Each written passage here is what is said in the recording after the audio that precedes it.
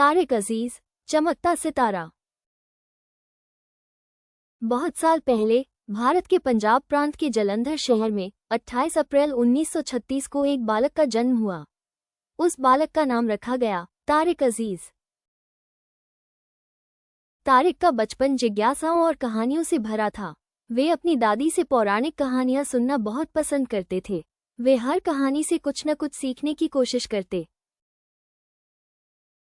बचपन में तारिक के पास बहुत ऊर्जा थी।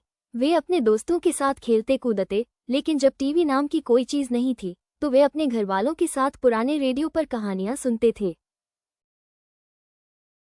एक दिन तारिक के स्कूल में भाषण प्रतियोगिता हुई। तारिक ने साहस से सबके सामने अपनी आवाज में आत्मविश्वास झलका दिया। सभी ने उनकी वाणी और शैली की तारीफ की।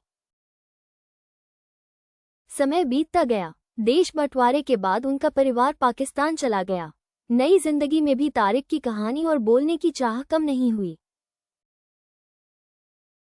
युवावस्था में तारिक ने फैसला किया कि वे मीडिया की दुनिया में अपना नाम बनाएंगे। उन्होंने अपनी पढ़ाई पूरी की और फिर पाकिस्तान टेलीविजन (पीटीवी) में पहली बार काम शुरू किया। पीटीवी पर उन्होंने जब पहला शो किया तो सब हैरान रह गए। उनकी आवाज और अंदाज ने लोगों को उनका दीवाना बना दिया। तारिक अजीज पाकिस्तान के पहले टीवी होस्ट बने जिनकी बातें, मुस्कान और शैली लोगों के दिलों में बस गई। और इस तरह शुरू हुआ एक सितारे का सफर जो आगे चलकर पूरे देश के लिए प्रेरणा बना। नीलाम घर, एपिसोड 2, शोहरत और परिवार की कहानी। नीला आसमान, चमकते लाइट्स और मंच पर खड़े तारिक अजीज। 1974 का साल था जब नीलाम घर नामक नया गेम शो शुरू हुआ। पूरा परिवार हर हफ्ते टीवी के आगे इकट्ठा होता था, क्योंकि शो शुरू होते ही तारिक अजीज की एनर्जेटिक आवाज गूंजती। देखती आंखों और सुनते कानों को तारिक अजीज का सलाम पहुंचे।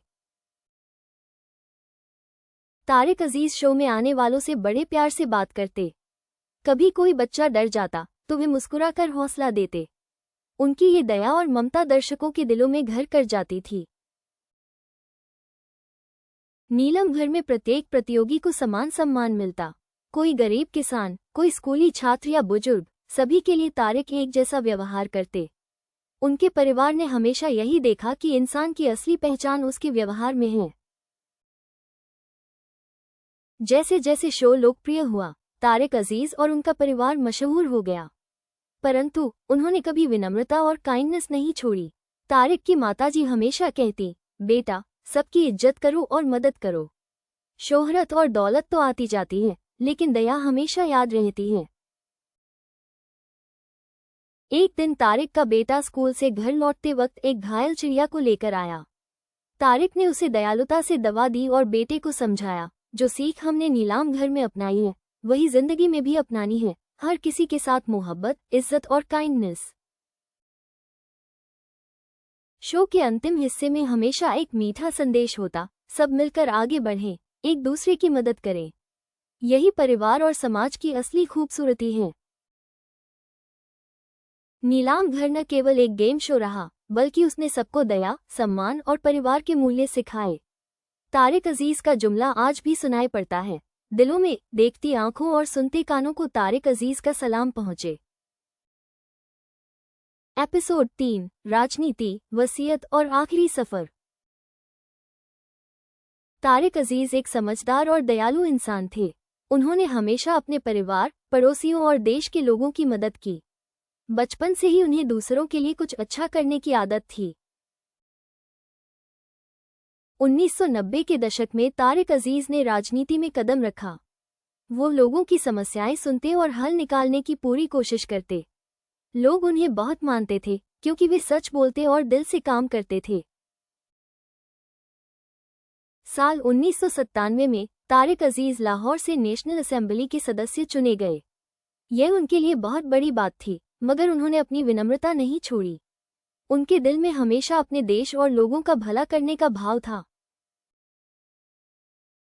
लेकिन तारिक अजीज की कोई संतान नहीं थी। फिर भी उन्होंने कभी अकेलापन महसूस नहीं किया। वे मानते थे कि उनका पूरा देश ही उनका परिवार है।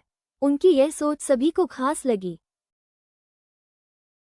अपने जीवन के आखिरी सफर पर तारिक अजीज ने एक बड़ी मिसाल पेश की।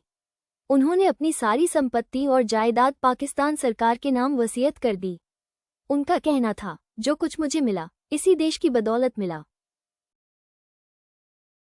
तारिक अजीज की कहानी हमें ये सिखाती है कि परिवार और दया केवल खून के रिश्तों में नहीं, बल्कि नेक इरादों और मदद करने की भावना में भी बसती है। उन्होंने देश को ही अपना परिवार मानकर एक शानदार उदाहरण पेश किया।